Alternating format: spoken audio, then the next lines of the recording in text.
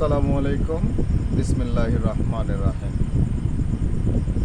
শ্রম আইন নিয়ে আলোচনা করার জন্য আমরা আরও একটি পর্ব নিয়ে আসলাম। আশা করি সকলে ভালো আছেন। দেশ ও প্রবাসের সকল সেক্টরের শ্রমিকদেরকে জানাই আন্তরিক শুভেচ্ছা ও সংগ্রাম। সুপ্রিয় দর্শক শ্রোতা, যারা আমাদের এই পেজের ভিডিওটি দেখছেন তাদেরকে স্পেশালি ধন্যবাদ জানাই। আজকের পর্ব শুরু করছি। আমরা গত পর্বে আলোচনা করেছিলাম শ্রম আইনের ধারা ৭৫ নিয়ে।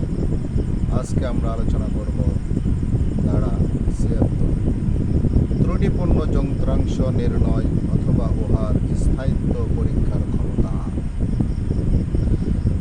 যদি কোনো শ্রম পরিদর্শকের নিকট ইহা প্রতীয়মান হয় যে কোনো প্রতিষ্ঠানের কোনো ভবন বা উহার অংশ বিশেষ অথবা উহার কোনো পথ, যন্ত্রপাতি অথবা প্লান্ট এমন অবস্থায় আছে যে উহা মানুষের জীবন ও নিরাপত্তার জন্য হুমকি স্বরূপ, তাহা হইলে তিনি প্রতিষ্ঠানের মালিকের উপরে লিখিত আদেশ জারি করিয়া উহাতে উল্লেখিত সময়ের মধ্যে নিম্নলিখিত কাজ করার জন্য নির্দেশ দিতে পারিবেন, যথা: উক্ত ভবন, রাস্তা বা প্লান্ট নিরাপদভাবে ব্যবহার করা যায় কিনা উহা নির্ধারণের জন্য প্রয়োজনীয় নকশা এবং অন্যান্য তথ্য বা বিবরণ সরবরাহ করা, কোনো নির্দিষ্ট অংশের মান বা শক্তি নির্ধারণের জন্য প্রয়োজনীয় পরীক্ষা পরিচালনা করা এবং উহার ফলাফল শ্রম পরিদর্শককে অবহিত করা।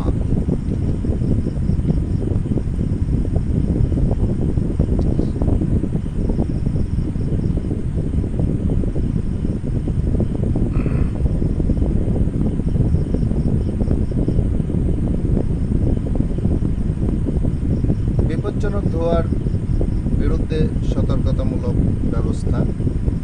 কোনো ব্যক্তি প্রবেশ করিতে পারবেন এবং সেই স্থান হইতে এমন বিপজ্জনক ধোঁয়া উদ্গত হইতে পারে যাহা কোনো ব্যক্তির পক্ষে ঝুঁকির কারণ হয়, এমন প্রত্যেক আধার, কূপ, গর্ত, সুড়ঙ্গ, পথ বা অন্য আবদ্ধ স্থান আয়তাকার এবং ডিম্বাকৃতি বা গোলাকার ম্যানহোল সজ্জিত রাখিতে হইবে এবং উহা আয়তাকার বা ডিম্বাকৃত হইলে দৈর্ঘ্য 40.65 সেন্টিমিটার এবং প্রস্থে 30.50 সেন্টিমিটারের কম হইবে না। গোলাকার হইলে উহার ব্যাস 40.65 সেন্টিমিটার কম হইবে না।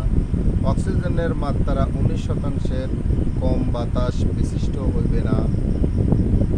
পানি আবদ্ধ অবস্থায় থাকা বা পানি প্রবেশের ঝুঁকিমুক্ত হইবে। সহজে ওঠানামার জন্য প্রবেশমুখ হইতে তলা পর্যন্ত স্থায়ী গাঁথনি ময়ের ব্যবস্থা সমৃদ্ধ হইতে হইবে। ধারা ৭৭ উল্লেখিত উপযুক্ত ব্যক্তি বলিতে বিস্ফোরক অধিদপ্তরের এতদ বিষয়ে দায়িত্বপ্রাপ্ত ব্যক্তিকে বোঝাইবে এবং সরকার কর্তৃক ফরম 30 অনুযায়ী ঘোষিত কোনো ব্যক্তি বা প্রতিষ্ঠান উহার অন্তর্ভুক্ত হইবে।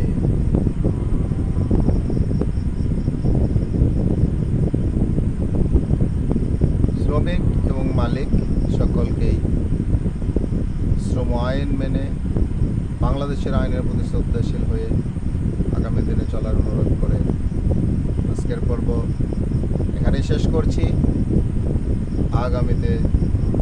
আগামী পর্ব দেখার অনুরোধ করে সকলের সুস্বাস্থ্য দীর্ঘায়ু কামনা করে আজকের পর্ব এখানে শেষ করছি। আসসালামু আলাইকুম।